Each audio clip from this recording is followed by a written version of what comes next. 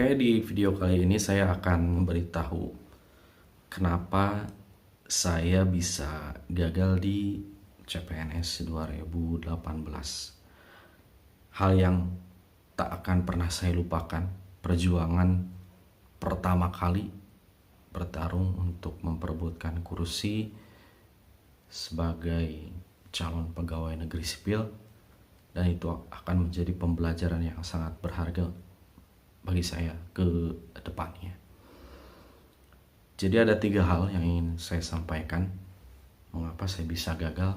Pertama, saya waktu itu terfokus pada jumlah formasi yang dibuka secara besar-besaran. Memang ada 19 formasi yang dibuka oleh ATR BPN di kantor wilayah Nusa Tenggara Timur untuk mengisi formasi analis penggunaan dan pemanfaatan tanah. Saya lulusan dari planologi dan ternyata saya bersaing dengan banyak dari lulusan program studi yang lain. Saya tidak menafikan ini untuk mengkerdilkan diri saya tidak bisa berkompetisi dengan yang lain, bukan hal itu. Tetapi ini lebih kepada strategi awal yang mungkin jadi pembelajaran juga buat teman-teman, jadi bisa diperhatikan nanti ketika melamar formasi di CPNS.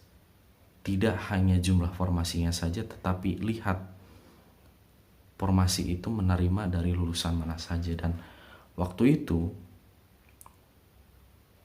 formasi yang saya lamar menerima lulusan dari geografi, teknik geodesi, terus juga sosial ekonomi pertanian, dari manajemen kalau nggak salah. Ada sekitar 10 program studi yang bisa qualified untuk mengisi formasi yang saya lamar.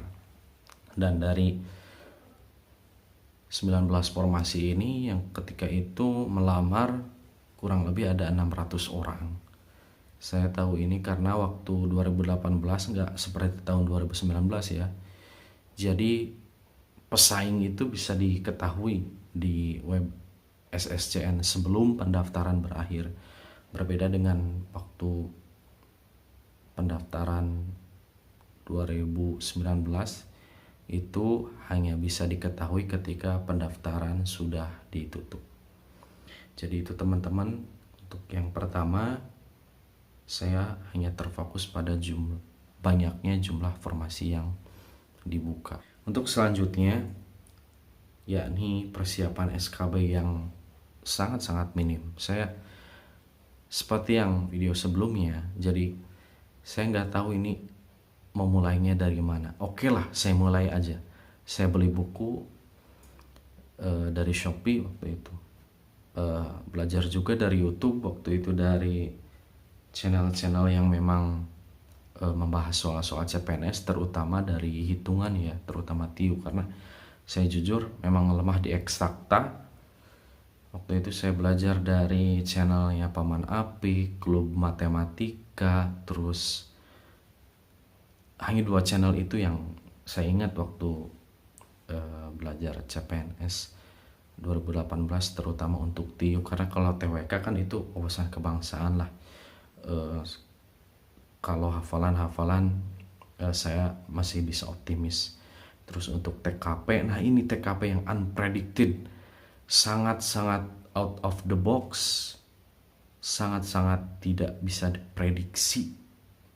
Karena dari tes CPNS 2017 ke 2018 itu sangat-sangat signifikan bedanya.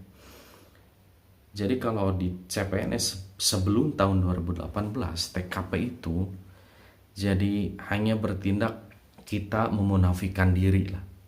Jadi kita mempunyai jabatan sebagai aparatur sipil negara, bagaimana melayani dengan baik, dan opsi jawabannya hanya 1 kata, 2 kata ketika sebelum CPNS 2018. Berbeda halnya dengan CPNS 2018. Saya berhadapan dengan soal-soal yang memang membutuhkan nalar, opsi antara nilai 1 sampai 5 ini beda-beda tipis. Soal-soal semacam gini akan diterapkan untuk CPNS selanjutnya. Jadi bersiap aja teman-teman, kalau sepertinya ingin atau berminat daftar pada seleksi CPNS, persiapkan diri dari sekarang, terutama TKP. Waktu itu passing grade 143 poin, khusus untuk TKP itu banyak yang jatuhnya dari situ. Jadi memang belum membiasakan diri dan belum ada sebelumnya. Jadi itu persiapan SKD saya yang masih belum dikatakan matang, dan 1 bulan itu kata saya kurang sekali ya.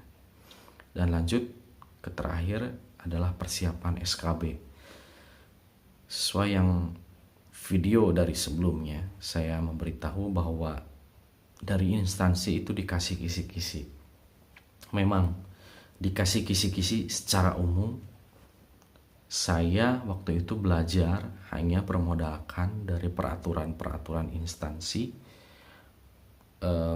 dari buku-buku kuliah, dan juga sekedar browsing-browsing kecil lah di internet.